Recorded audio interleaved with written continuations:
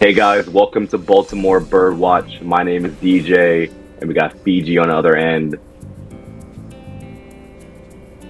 Okay, I didn't see what he did, but hopefully he did something fun there. Oh yeah.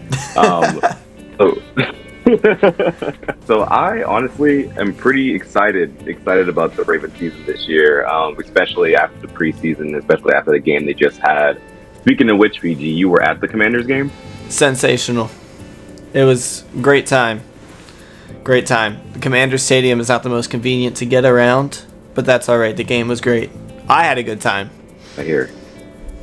As long as you had a good time, that's all that really matters. Yeah, I think you said you went with your brother, right, who happens to be a Commanders fan? And my dad, who is also a Commanders fan. So I was deep in enemy territory, but, we prevailed, as I knew we would. So it worked out for us. What were some of your favorite moments of the game? The pick six, I called that. I said literally right before the pick six, I'm feeling a pick six here. And I was kind of kidding when I said it, but it happened. So seems like you can tell the future, it seems like. I had the script. I had the script. So you had this playbook script up. He really had it like section 3 of dotted 1. He had on getting his hand in the book. I knew what was happening. So what was going through your body? What was going through your body when you felt the sensation of that pick coming? I don't know. I don't even know how to describe it. It was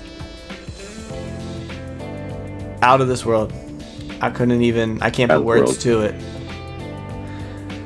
And like talking about who made that pick, I know we're going to get into it a little bit later in the show, but Keon Martin, man, he has been going crazy.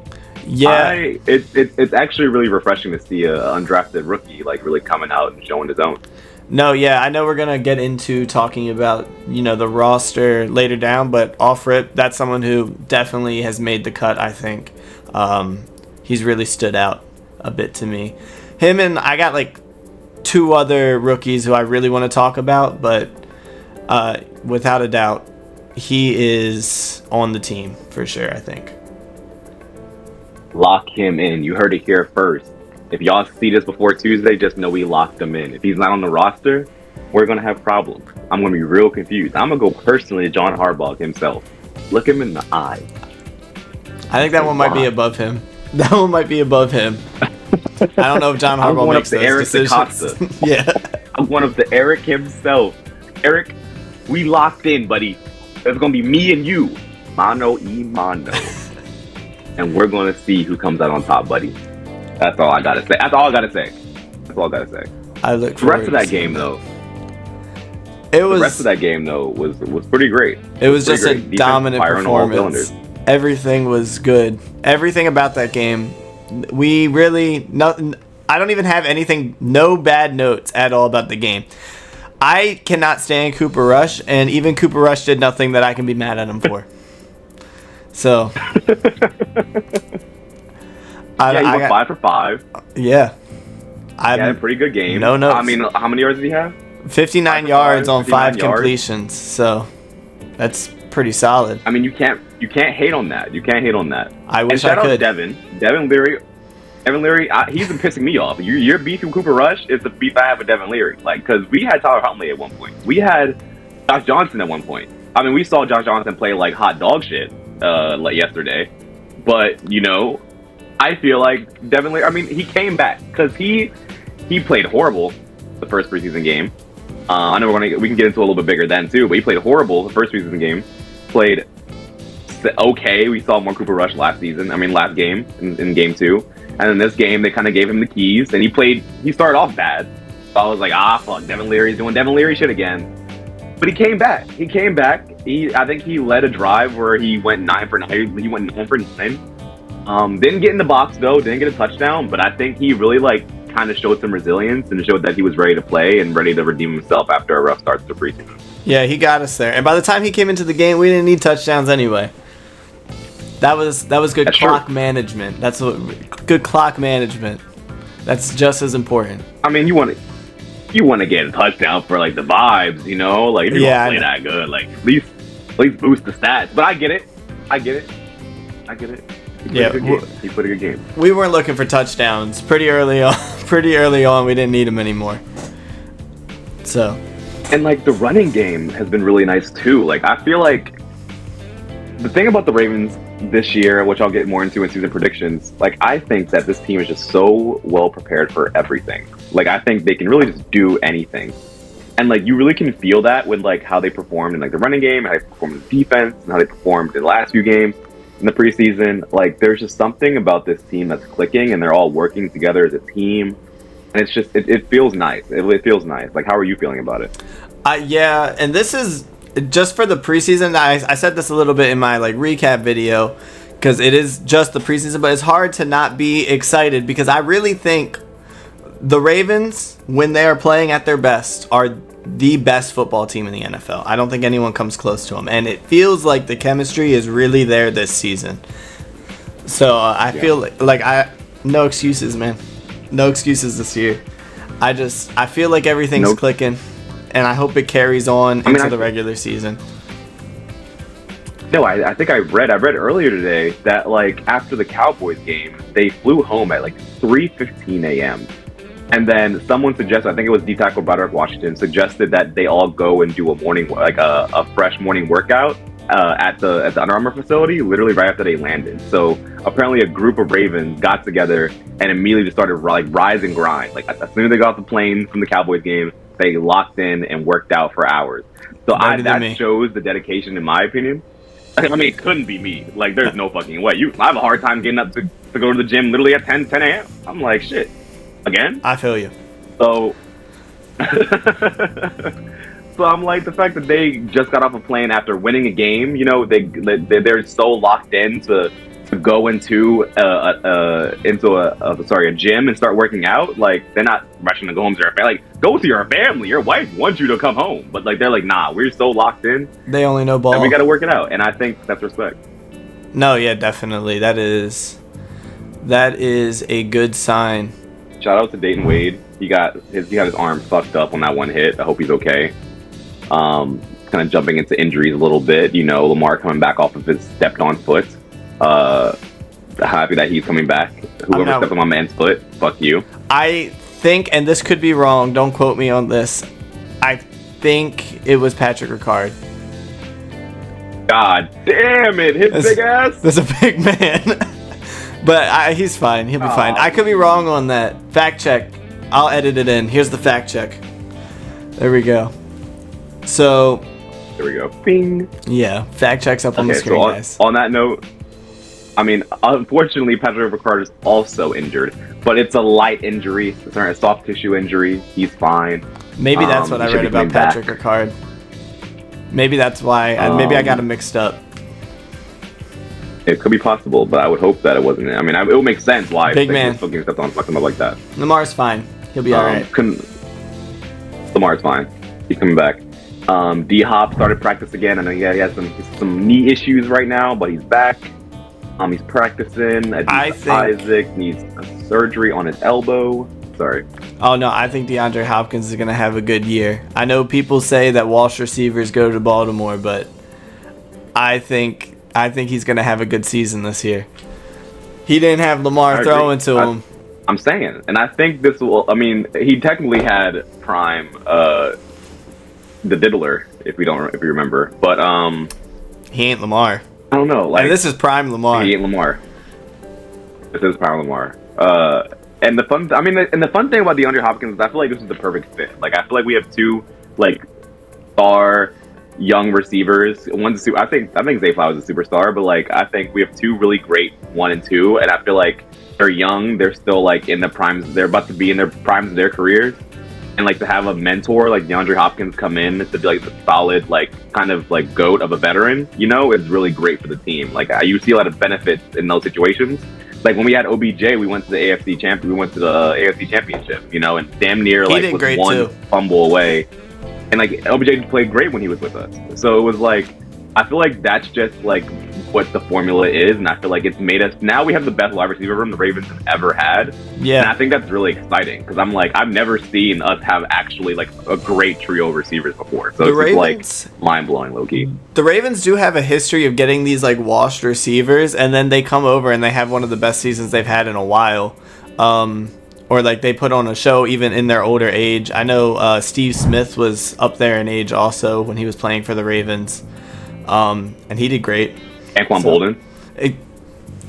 So I'm not too worried about that. And Lamar is, I think, about to have a better season than last year. As long as the team can stay healthy, I think we're going to be even better because we didn't really lose any weapons this year. All we did was get better. I think the team did get better. Like we lost a few O-line pieces, but I feel like the O-line we have now is strong because I feel like some young guys have developed to getting better, like Voorhees, for example. But like there definitely are some questions. Like there's some slight question marks, and I think those are going to be kind of like your areas of like your second middle linebacker or your a kicker. Which I mean, we can talk about the kicker. Actually, let's have a little segue for King Luke over here. Let's talk about Mr. Luke. How are we feeling about him? I'm a big Tyler Lute fan. I was a Tyler Lute fan the day he got drafted. I was rooting for him. I knew things are panning out exactly how I thought they would for Tyler Lute. I'm very excited to see how he does. I think we're going to get some new field goal records coming up this season. Maybe not by him, but the guy on the Jets had that 70-yard one. Was it the Jets? No, that was the Jaguars. Jays. Yeah. We got some heavy-footed kickers in the league right now. I think that position is going to be a lot of fun to watch. Extremely. And it's like I'm curious on how it's gonna come down to it in close games. Like if these kickers are getting more confident about booting off like a 65, 70-yarder, like that's kind of crazy when you think about it. It's like these coaches are gonna have to think about that.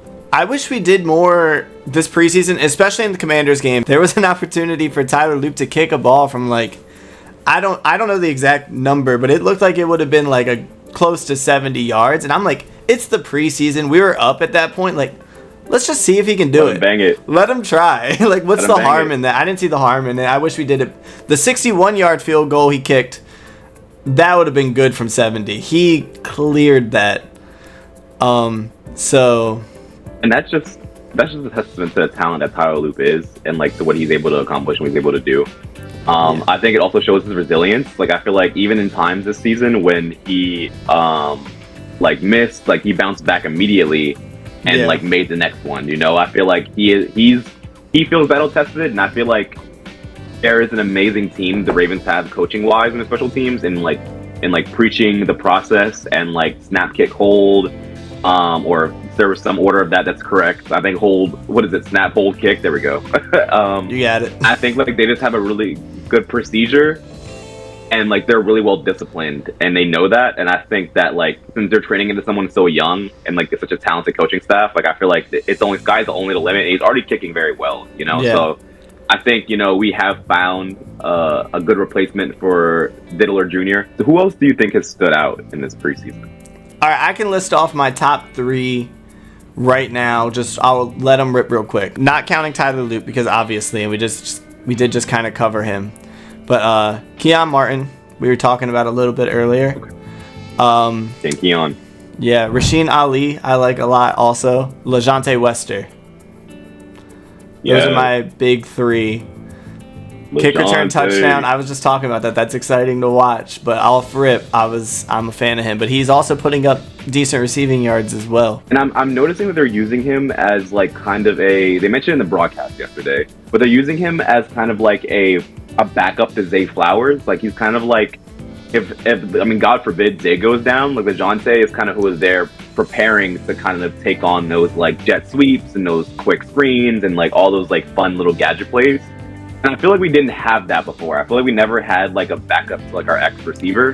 And I feel like that just shows the depth that this team has. I feel like of course LeJontay isn't Zay Flowers, I feel a little bit more like okay with like him coming in as Zay Flowers leaves compared to like when we had maybe like Tylan Wallace. No disrespect to Tylan, but like when we had like Tylan Wallace or someone last year. You know what I mean? Yeah, and that's the other thing with just the Ravens in general. Like, I feel like there's no position. Well, okay, there is a couple positions, but if we do have injuries or whatever happens and people miss games, we have such a good roster of backups that like I don't think it'll really hurt us too much. We're looking behind those three. We have Tez Walker, LeJohntay, and I guess maybe Wade. I'm trying to think who's going to get that receiver 6 spot. I know that's kind of dipping into like our roster predictions, but who do you think is going to get that final receiver spot? Because we have some options. I feel like it has to go to Dayton Wade. Guillory's I like playing Dayton his ass Wade. off, though. Yeah, did he get? This might have happened. So I had to leave the game a little early, and I saw that there was an injury, but I was kind of moving at the time. Was that on Xavier Guillory? So that was actually Dayton Wade. We did have a couple injuries. We had Xavier had his broke his clavicle, so he'll be out for a while, and Dayton Wade had to have surgery on his chest, ribs, so he'll be out for a while. So those are the 2 injuries you have. Dayton Wade got his shoulder Wade? fucked up, and after it, yeah. So I fear that might have knocked him out of the competition if it's like something serious. Gotcha. And Guillory played amazingly. Like he caught almost every pass that came to him this preseason. Because he was probably going to be my pick. He was one of the most consistent ones. But that's what I was going to do. Like the same thing you just said. I was going to say Xavier Guillory, unless that injury fucked him up, and then that might affect it. But I thought he played great too. So I think he should be. I think Guillory is probably going to be my prediction in regards to that 6th receiver spot. And I think that's a really great receiving core. That's significantly. That's one of the best that we've ever had. I feel like we have protection. I feel like Tez Walker is the protection for if like D-Hop goes down. I feel like LeJohntay's protection if Zay Flowers goes down. I think Guillory. I mean, no one really can implement Bateman. I don't really think we have another backup that's good as much of a route technician as Bateman is. He's so good. That's why if he goes down, that would kind of suck. But Bateman's been pretty resilient and has been pretty healthy for the last 3 years. I mean, knock on wood. I mean, I'm praying that I didn't just jinx him, but no, I love Bateman. I think it should be really great. It's crazy even talking about our receivers because our running game is arguably one of the best in the league. We have fucking Derrick Henry and Lamar Jackson, and like then you also have to worry about this insane passing game. Like, come on now, this team's gonna be annoying. I'm already pissed off when I play them in Madden. Like playing the Ravens in Madden sucks because they're impossible to stop. Yeah, it's horrible. I feel like, and you know, I know we're probably gonna go over our schedule predictions again in a little bit, but I do just want to say, and I mean this genuinely, bottom of my heart, if the Ravens don't do the Ravens shit, and they truly lock in, the Ravens have a team that on paper could go 17-0. On paper. You're right. Ignore outside You're right. shenanigans. I think you're 100% right about that. I think from a roster standpoint, solely on just stats, without a doubt the best team in the NFL. The only team I think that comes close, I don't think anyone comes close. The Eagles. The Eagles, but they're the Eagles, you know? They're always going to be the Eagles. But like, I think top down in the AFC and NFC, you're 100% right. I think there's not a team on paper that could compete. And like, I don't think there's enough depth. I don't think there's a team that has the same amount of depth and star power and just skill and talent like all across the board like we do. Like we have very few like gaps, and like I feel like we were even reassured in the preseason. Like it was always a question of like, oh, is the kicker going to be the problem? Is the second linebacker going to be the problem? Is O-line going to be the problem? But then I think we saw in this preseason that kicker is great. Our second line, Trent Simpson's playing his ass off. And then we even have backups behind him that are playing great. We have Higgins playing amazing. We have Buchanan playing solid. And then, you know, you add to that, you know, on the offensive line side, the offensive line's playing pretty together and playing well. So, you know, there's no weak what really link question on marks this do we team. have about this team? There's no weak link on this team. Every position is filled, and not even just good. I think every position is great. I don't think there's anything that's not clicking on the team right now. Granted, I've seen 3 preseason games, but this is the most fun preseason I've seen. It's just been dominant every week. And I just can't not bring that momentum in. I feel like Again, I don't think we'll go 16-0. I want to say that out loud. I don't think we're going to go 17-0. But we could.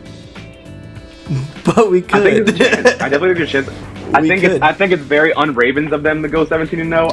I think, and you guys will see in our schedule predictions that will drop a little bit in the future, well, later on. But I really think they're going to drop some games against teams they shouldn't drop games against in the typical Ravens way. Like I think there's the Bears in the schedule. There's games against the Patriots. Like we're going to drop a division game or two. Like games at home that we should 100% win. The Ravens just don't. So they just lose some of those every now and then. Like whether it's mistakes, and you got to like shake off those kinks. You know, like when you lose those like what the fuck games, you kind of it teaches you something. It teaches you something about your team and about yourself that you needed to work on.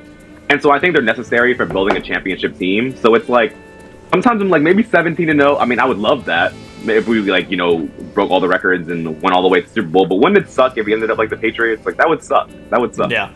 And sometimes you need a loss to teach you some lessons. I do want a Super Bowl win more than I want a 17-0 record. I'll admit that. But I just think on paper we could do it. I think the most likely loss. I've changed my mind about a couple of them. I know me and you went over our records earlier, or our win-loss records. But I've changed my mind on a few of them. I do want to bring up the one big one I've changed my mind on though. I said the Ravens would lose to the Chiefs. I was really thinking about our last game against the Chiefs and how close it was. I'm thinking about how the Chiefs... A toe. I think about how the Chiefs, in my opinion, are a little bit worse than they were last year. And I think about how the Ravens are a little bit better than they were last year. And a little bit. I don't think we lose to the Chiefs anymore. If we do, it's just a curse that we can't beat Patrick Mahomes. But I know we're a better team than the Chiefs, and I think the Chiefs are a bit worse. So, we'll see. I think we win that game now. Curse. I've changed my mind. I still think it's a curse. I respect that you're changing your mind. I hope it goes the way that you want it to go. I hope it goes that way. That would make me so happy. But I can't change it on my end because there's a curse. There's a curse. Now, like we saw it live. We literally back-to-back curse too. Like literally the AFC Championship game. When literally Zay Flowers got a punch out of his hands like that season before, and then the next season on the season opener we get a toe out of bounds. Like there is some voodoo magic that team is doing to us.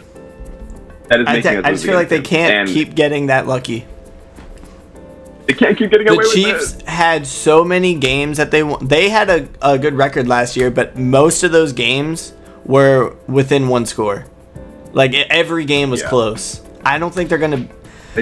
I don't think they're going to be that good. They know how to win. They do. They know how to win, and they get lucky because they have devil magic. Yeah. Now, if I can only pick one game that we can beat the Chiefs in, I'd rather it be like the AFC Championship. But I think it's entirely possible the Chiefs don't make it to the AFC Championship this year. Hot take, maybe. I don't think the Chiefs are getting there. I think the Chiefs are a little worse, and it's been too close. I think you're right. I mean, I think there'll always be a playoff team. And I think eventually the Bills or the Ravens, I think the Bills or the Ravens will overcome them. I think it really is a three-horse race or a three-headed race in this conference right now. I would be flabbergasted if anyone besides those three makes it to the Super Bowl for the AFC. And I think that's kind of how it's going to be. Like, of course, you have some sleepers. There are some teams that I know will be solid. Like, I know that, like, we have the Ravens, we have the Bills, we have the Chiefs, and then with the other division, I think maybe you have the Texans maybe come out of that division. The Texans are like, if I had to pick a fourth, but if I had to pick a fourth, there's definitely a big three. I don't even think that's a big three in the AFC. I think that's the big three in football. Obviously, the Eagles are in that conversation now, but I'll be honest, until the Super Bowl, I didn't even think the Eagles were going to make it. I thought it was going to be the Lions. So, I mean, I don't know. Which would have been amazing. Shout out the Eagles. I have a big NFC. I know we're talking about AFC. I have a big NFC sleeper. We got to watch out for the Bears. I think the Bears are going to be terrifying. I think this is the beginning of them being terrifying, but I think the Bears in like 2-3 years can be like a powerhouse team. Hot take. I know about the Bears.